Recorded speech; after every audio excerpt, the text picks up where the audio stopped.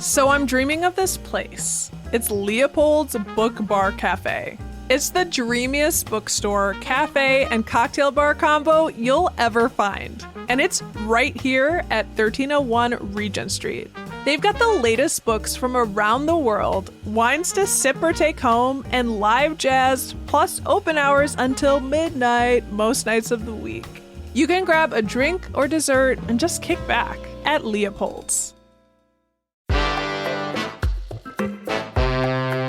Today on CityCast Madison. It's Thursday, so of course, we're dishing on Madison's food scene. Close your eyes. Picture a Wisconsin farmer. Who do you see? One second-generation Madisonian is working in the soil to diversify local imaginations on just who fits that bill. Alex Booker of Booker Botanicals just went full-time with his farming business.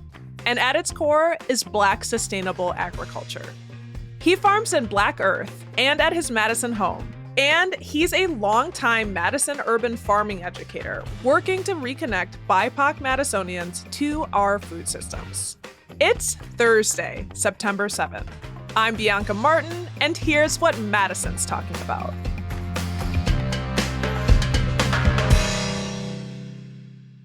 Alex, hello. Hello. How you doing? I'm pretty good. How are you? I am doing pretty lovely because I'm looking at you and you're outside, which is very fitting. Yes, I need to be in the sun to recharge always. True, just like our crystals. Yeah. Sorry, I tried to make it weird right off the bat. You've recently gone full-time with your small business, Booker Botanicals. Congratulations. Thank you. Thank you. It took a lot of therapy to get to this point. I want to shout out my therapist and nieces therapy. Thank you. Y'all have done a lot of work. So tell us your vision for Booker Botanicals. So there's a couple of them, but the main vision is reconnecting Black and brown people to our food systems in whatever way, shape, or form that looks like. Sometimes that is just being able to grow a couple herbs in a pot on your balcony or on your patio, or that being able to grow large amounts of food or your favorite vegetable, or even if it's just going to a local farmer and picking up your produce or getting your honey or getting your eggs from them because you know where they come from. Well, how did you get started into this?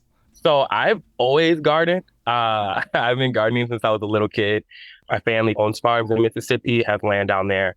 But I never grew up on it. I grew up here in Madison. So I just had a little garden in my backyard and I always loved my garden. And even when I went to college, as soon as I got off campus, I had little potted gardens in my little college houses that I lived in and always grew tomatoes and zucchini and stuff just because. And then in 2020, when the pandemic hit, people started caring about where their food came from. Before it was just a hobby. And then now people started actually recognizing that the food systems were unsustainable and trying to find more local resources to food. And I kind of just looked at my roommates and I'm like, y'all, we good. we had my garden. We also had some ducks that I was raising at the time. And so I was like, whatever happens, we got it. We're good. And then I started helping people make gardens in whatever spaces that they had available at their home. So that's where I started my business till I got space out in Black Earth where I could grow larger quantities of food. Then that started towards the end of 2020. And then I've just been plugging away at it ever since. Each year I expand a little bit more, try out some new things, and add to the services that I have. Where are you selling your vegetables? I have a CSA this year with another farmer, Sebastian. And so that is one way that we get produce out. I sell directly to different caterers. My goal is to have Black caterers and food vendors be able to purchase their foods from another Black farmer instead of buying it from the grocery store. So I grow collard greens, okra, and all kinds of stuff that people actually cook with for our catering needs. And so that's one avenue that I sell to. And do some pop-ups like I just did the Luna's Block Party. I will always do that every year. It's an amazing time. I love them. And so I sold out there and it was pretty good. Yeah, I heard you had to pack up early. Yes, yes. This one lady, she bought all my eggs. Each year she comes and haggles me, and it's a beautiful experience, a nice dance. I know minimal Spanish, and so I learned my Spanish through money. Sí, el dinero. So we go and we do that dance, and it's beautiful. And so yeah, she ended up buying all my eggs, and she's like, "You don't have any more?" I'm like, "No, you literally took all the last of my eggs." So I might do more markets in the future now that I have more availability. I heard you aren't a big fan of basil, but you like to make pesto with edible weeds. Yes. Another thing, we're gonna get real hippie woo woo. I don't really like to fight nature. So of course, the first year I do a CSA, there's a major drought. Uh, so at first we were trying to like rush and irrigate and do all the things to try to keep things alive. But at some point it was like, I don't want to drain a well. I don't want to drain a natural resource just to have cucumbers to sell to people. At some point, I decided to stop fighting against nature and start working with nature. And so we were looking around, and there was all of these edible weeds that I've eaten before that I was just like, no one's really going to want that. They're going to feel like we're cheating them out on their boxes. But having things like lamb's quarter, purslane, wood swirl, and like being able to label them and share like how you can cook them, how you can make lamb's quarter the same way you use spinach. But also, what I really liked was edible weed pesto, which I learned how to make at Badger Rock when I was working there. And it tastes amazing. Well, of course, because you put cheese in it. But to me, I kind of didn't like pesto because basil has like a licoricey flavor to Mm-hmm. me. I just put it to the side. No, thank you. But when I had that, I was like, wait, this is really good. I actually like this flavor. I like the texture of it. And so sharing ways to use edible weeds and make something that we think of like a top shelf, high expensive thing. People spend a lot of money on a small little jar of pesto. It's And true. being able to just put some items together that are doing great in a drought is something that is very important. And I think that is a skill that I would like to share with more people. So that knowledge of foraging and the knowledge of like medicinal weeds, medicinal plants are all things that I want to share as I learn. And so yeah, we had that in our first box, and we had Nice. a recipe for the pesto, and everyone loved it. I was scared. I was like sweating for the first week. I'm like, they're gonna call me a fraud. Oh my God, everyone's gonna hate me. Uh, but it was amazing. Oh my And people goodness. really excited to try something different. So what else is in your CSA box? So yeah, so it depends on the season, but we've had baby carrots, radishes, cucumbers, collard greens. I love collard greens, so we have a lot of collard greens, kale. I've learned about the different types of kale. And so there is a Siberian kale where the leaves aren't as like tough and aren't as tight as the curly kale. And so it's a little bit floppier, it cooks faster, and it's you don't have to beat it up just to eat it. So I prefer that kale. And so being able to share that with other people was really cool. I grow garden eggs, which are like a small little eggplant, but they look like little eggs in the garden. And Oh, they have interesting. a lot of herbs. Herbs did great during the drought. They love that dry heat, minimal nutrient.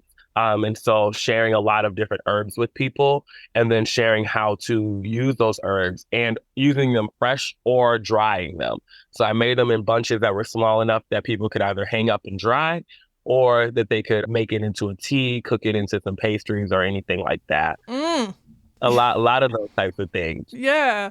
Yeah, and we're getting beans in the future. Green beans should be coming pretty soon. We grew potatoes. I have chicken, so we had eggs in there for a week where people got a half dozen eggs. And so sharing those different amazing things from the garden with people who normally don't get to try those. I love that. What's the most like out there plant that you're growing that folks should really try? I would say my blue spice basil is my favorite thing right now that I'm obsessed with. It has like, So you like basil, but it's a specific basil. yeah, I can't do that basic basil that No everybody do. basic basil for So Alex I'm an Booker. Aquarius. I can't do what everybody else is doing. So I like the blue spice. It has like a clove scent and flavor to it. and it's very soft. I love it in teas. I started learning how to use it to marinate meats. So I've done it with some fish and some chicken, and it's really, really nice round flavor. So that's my like thing that I try to coax people into it, and people are like, I don't know what to do with it. I'm like, just explore, like try it.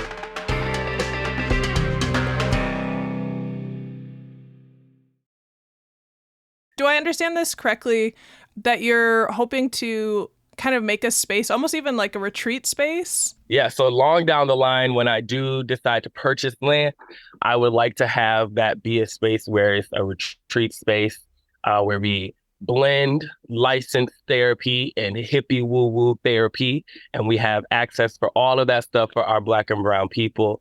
But on the road to that, we started doing some small retreats at the farm. And so I worked with Erica Rosales and Sharice Johnson, and they do some work with the YWCA, and they started their own, like connecting with the ancestors and connecting with body movement, breath work, sound bowls, and all of that stuff. And so we actually did a small retreat out at the farm a few months ago and had a whole bunch of people. It was pretty much Spanish speaking people and Black people. And we were just in the field and like listening to the sound bowls and meditating. It was really beautiful to see it in their eyes because we started off thanking this amazing maple tree that's in the front yard. We asked permission to be there. And it kind of opened my eyes and shifted how I even saw the land that I grow on already. So it was very beautiful. And we're looking to do some more of those, have some yoga and stuff like that. We have agricultural roots, the west coast of Africa, like we come from agricultural people, and I don't think that's like a very well-known thing. And if you could talk a little bit about why it's important to do this kind of work for the community. Yeah. So like I said, the way I grew up, there wasn't really like a stigma against slavery. Like we knew it was wrong, but it wasn't our burden. I grew up seeing cotton fields in Mississippi. I saw where cotton gin was. There's still a lot of segregation and stuff down there, but it wasn't like we did something wrong by being enslaved. Up here, I feel like there is that mix of culture where it's like, it's a shame. You feel shame to be out growing stuff. You kind of feel shame or feel like you're impoverished if you are growing your own food. And so I didn't really have that stigma growing up. And so once I got older and I had friends that made comments about me going out in the field and they're like, you slaving in the field. I'm like, actually, no, this is my own business. I get paid. So that means it's not slavery. But I'm enjoying out in the field, empowering out in the field. Exactly. I'm like, I'm having a grand time. This is where I belong. And so I have that passion to share that, like, we aren't that period in time. We are more than that. And also understanding what all goes into that. We were specifically chosen for our agricultural experiences and expertise. And so it's not like they just plopped over. And this is stuff that we don't learn in school. So no, we don't. They just threw a net and grabbed everybody and then just went and brought everybody back here and was like, oh, all of this works. It wasn't random at all, right? Very strategic. And so knowing that expertise, that blood runs through our veins, knowing that the people who came over here were so connected to the earth that they didn't know where they were going, but they knew that if they brought seeds with them, that they'd be able to try to start over a new life wherever they ended up. And so they ended up braiding okra seeds, braiding watermelon seeds into their hair and unbraiding them when they got back into a safe space. And that is how they brought different foods to the United States and across the world, is because they actually ended up braiding them and transferring those seeds with them. And so it makes you rethink about a lot of things, a lot of stigmas that comes with agriculture and Black people. And also it makes you think of like, this is a part of us genetically, and thinking of the innovation that's happened through all of that, even stuff like foraging. I listened to the Black in the Garden podcast. They did an episode about Harriet Tubman being a master forager. Oh my gosh. Cook and medicinal person. I'm like, of course she was, because if you'd make a trip back and forth, you need to know what's available to you need to know right. all these different herbs and know the bird sounds and all of these things. And it's like, these are all things that we use to survive. And now we're at a space where we're able to use them to flourish.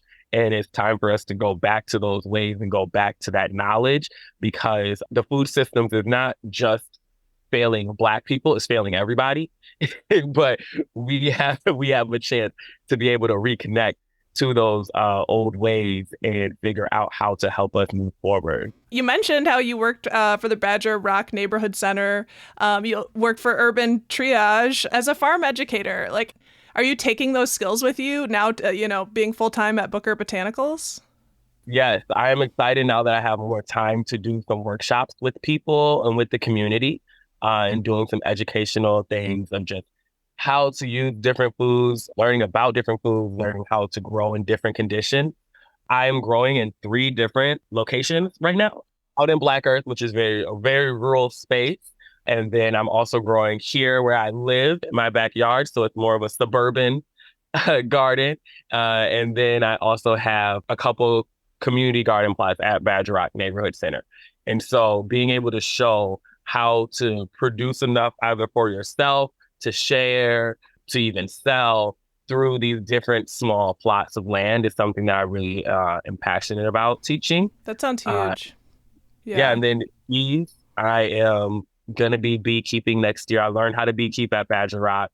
I really love that energy. It's kind of relaxing and centering to me. And I think that more people should be exposed to that. And so sharing those things, and even stuff like maple tree tapping. I didn't really know much about tapping maple trees or how to make syrup. And so I learned that a year ago working at Badger Rock. And then this last year, I did it for the first time at my best friend's house. Shout out Matthias. When he moved into his place in the summer of last year, I was looking at his backyard. I'm like, wait, those are maple trees. What? Yeah. Okay, like, we gonna tap that in spring. He's yes. Like, oh, okay. And so I tapped his maple trees and got to share with them like That's the beauty lovely of actually being able to make coffee out of the sap, not turning it into syrup, but using that instead of water, making tea out of sap instead of water.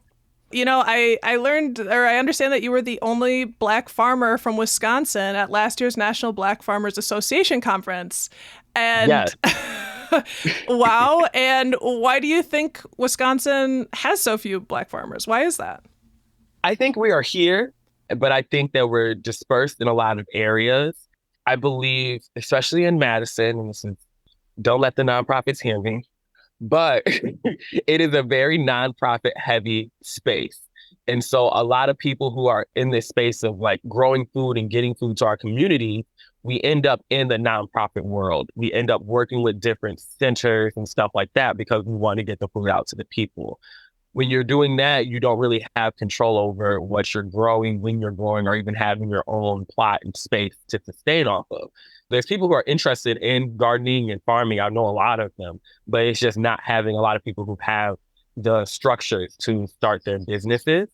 And that is all due to like land access. A lot of people who have farms, it's passed down from their family members and stuff like that. And so knowing that most of the people who are here in Madison come from the Great Migration, we didn't migrate and inherit land. And so it's like we kind of had to like deal with what we have access to. And the people at Firm Footing Farms, where I farm out in Black Earth, they're trying to break that gap by allowing LGBTQ Black and Brown people to start their businesses without paying for leasing the land. And so we're able to have space and have a location to grow our stuff, do whatever we want to do, and build our businesses without paying those taxes, without paying upfront to have access to equipment, having access to a barn. I love how generative this all is. Yes. I also understand you have an event on September 24th to raise money to send local farmers to the National Black Farmers Association Conference. Can you tell us what do you have planned there and how do people attend? So Sharif and I, we are looking to present at the conference in Philadelphia. And we are looking to do a presentation on preserving heritage for our future generations and how do we preserve our culture to share in the future. And that would be through many different ways, either storytelling, cooking, music, dance, but then it's really figuring out how do we make that accessible to our community? What things do we need to learn and reconnect to so that we can share that with our community? And I got this idea of when I was out in Bremerton, Washington, working with a Squalum tribe with elders, and they were telling me about the process of becoming an elder. You don't just grow up, you don't just turn 65 and wake up and now you're an elder. You like have to prove like, what are you bringing to the community? How are you going to be a true elder and serve your community? And that made me think of like, what do I want to bring? My sister had my nephew Angelo last year, and that really made me think of like, I want Angelo to come running inside and he has like a cough or something, and I grab a couple herbs and like make a tea and be like, here, drink this a couple times each day and you'll be fine. Like that's the type of elder I want to be. And so then there's a lot of work that gets you to that point. And there's a lot of years of work that to get you to that point. And so now I've had to start that journey since I know what the end result I want it to be. So that's what our workshop is. It's like figuring out what is the end result of how you want to serve and what type of elder you want to be in your community, and what steps do you need to take to get to that? What kind of resources, whether that be online, video, books, in person, who do you need to connect with to become and actualize into the elder that you want to be? Oh my goodness, you are so thoughtful. I'm so excited to hear about you sourcing ideas, from indigenous elders on the West Coast and Washington State. You're really building generative. So, Alex, thank you so much for giving us your time and talking about Booker Botanicals. We appreciate you so much. Thank you. That's Alex Booker, owner of Booker Botanicals. We'll toss links to his socials in our show notes if you want to stay up to date with his work.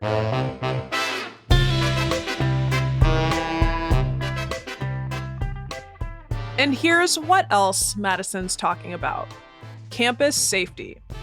Madison police are reporting that someone's been arrested for the attack on a UW student that happened earlier Sunday morning. A woman in her early 20s was taken to the hospital for life-threatening injuries after being found near West Wilson and Bedford Streets. Madison Mayor Satya Rhodes Conway said the Madison Police Department increased its patrols in partnership with the UW Police. The suspect is in the Dane County Jail facing tentative charges of first-degree reckless injury, first-degree sexual assault, and strangulation. That's all for today here on CityCast Madison. I'm Bianca Martin. If you enjoyed the show, why not share this episode with a friend who loves good basil? We'll be back tomorrow morning with more stories from around the city. Until then, ciao.